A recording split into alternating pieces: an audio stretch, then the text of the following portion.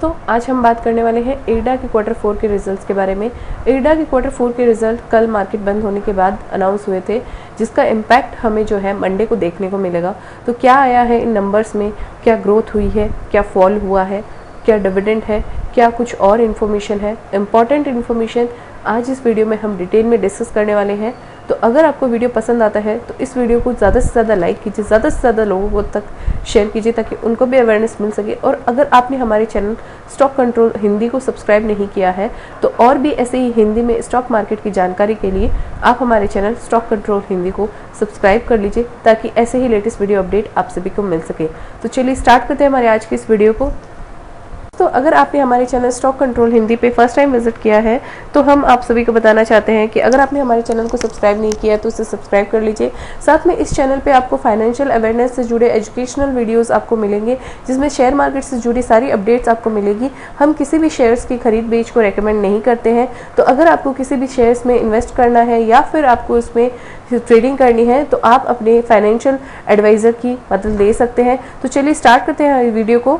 दोस्तों, एडा के Q4 के रिजल्ट देखने से पहले मैं आप सभी को बताना चाहती हूँ कि एडा का जो करंट शेयर प्राइस अभी चल रहा है वो चल रहा है 160 रुपये के आसपास। और ये जो शेयर प्राइस है ये 60 रुपये से 205 रुपये हाई, 210 रुपये हाई तक भी जाके आया है। और इसमें काफ़ी सारे अप एंड डाउन भी जो है मिल रहे हैं। और एडा जो है रिन्यूएबल एनर्जी के सेक्टर में काम करता है, गवर्नमेंट का शेयर है। प्लस इसमें जो है ये फाइनेंस जो कर रहा है वो फ्यूचरिस्टिक बिजनेस है जो कि रिन्यूएबल एनर्जी के सेक्टर में यहाँ पे फाइनेंसिंग करता है। तो एडा के अंदर इन्वेस्ट करना या नहीं करना ये आप यहाँ पे डिसाइड कर सकते हैं इसके फाइनेंशियल रिजल्ट्स को देख के। तो चलिए चलते हैं फाइनेंशियल रिजल्ट्स पे। फाइनेंशियल रिजल्ट Q4 के रिलीज हुए हैं, उसको 3 क्वार्टर के अंदर स्प्लिट किया गया है, जो कि करंट क्वार्टर अपना Q4 2024 का, Q3 जो कि प्रीवियस क्वार्टर है उसके साथ कंपैरिजन, और जो लास्ट ईयर का Q4 था उसके साथ कंपैरिजन। उसके साथ भी हमें मिलेगा यहाँ पे ईयर ऑन ईयर जो भी कंपैरिजन है, जो कि 23 से 24 के अंदर कंपैरिजन भी यहाँ पे दिखाया गया है। और ये सारे नंबर जो यहाँ पे दिखाए गए हैं वो सारे के सारे इन रुपी लैक्स के अंदर दिखाए गए हैं। तो सबसे पहले हम बात करते हैं रेवेन्यू की। तो जैसे कि हम सभी जानते हैं एडा जो है रिन्यूएबल एनर्जी के सेक्टर में, फाइनेंसिंग के सेक्टर में काम करता है। तो फाइनेंसिंग के सेक्टर में इंटरेस्ट इनकम से लेके फी कमीशन की इनकम, अदर ऑपरेटिंग इनकम को अगर मैं कंसोलिडेटेड करती हूँ तो टोटल रेवेन्यू जो ऑपरेशन से है तो वो यहाँ पे बताया गया है 1,39,125 रुपए, जो कि प्रीवियस क्वार्टर के अंदर 1,25,285 रुपए था। तो अच्छी ग्रोथ यहाँ पे देखने को मिल रही है। साथ में अगर हम लास्ट ईयर के सेम क्वार्टर की बात करें तो 1,03,603 रुपए था, जो ऑलमोस्ट 38,000 यहाँ पे बढ़ा है, 38,000 लैक्स में यहाँ पे बढ़ा है। और ईयर ऑन ईयर की अगर हम बात करें तो यहाँ पे 3.5 लाख से 5 लाख के आसपास यहाँ पे जो है ग्रोथ रेवेन्यू के अंदर देखने को मिल रही है। और टोटल इनकम में अगर अदर इनकम का भी कंपोनेंट ऐड कर दिया जाए तो टोटल इनकम जो है 139,163 के आसपास होती है। और उसके बाद अब किसी भी इनकम को कमाने के लिए खर्चा तो आपको करना पड़ेगा। तो खर्चा करने के लिए यहाँ पे कितना खर्चा किया कंपनी ने,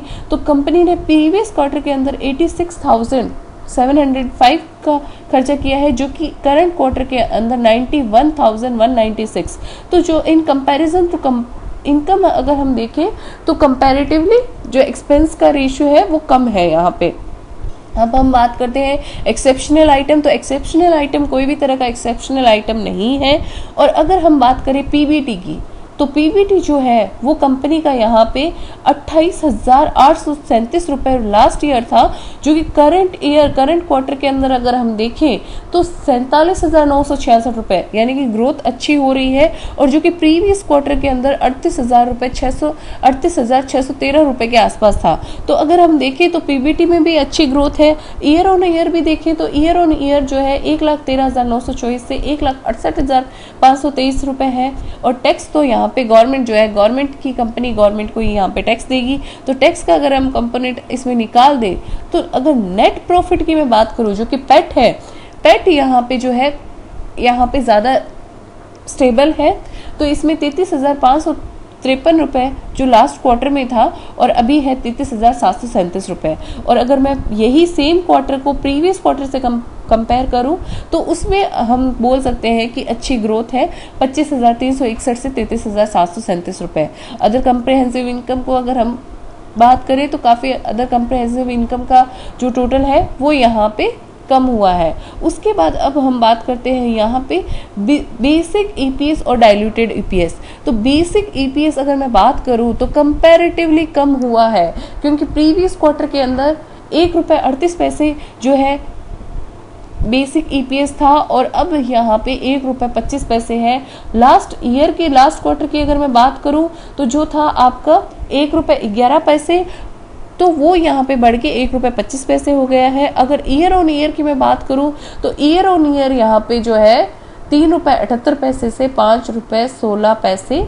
तो एडा की अगर मैं बात करूं तो एडा की न्यूज़ के अंदर भी यहाँ पे बताया जा रहा है कि 33% का जंप हुआ है, जो कि कंसोलिडेटेड नेट प्रॉफिट में हुआ है ईयर ऑन ईयर पे। लास्ट ईयर का जो था प्रॉफिट वो था 254 करोड़ का, जो अभी 337 करोड़ हो गया है।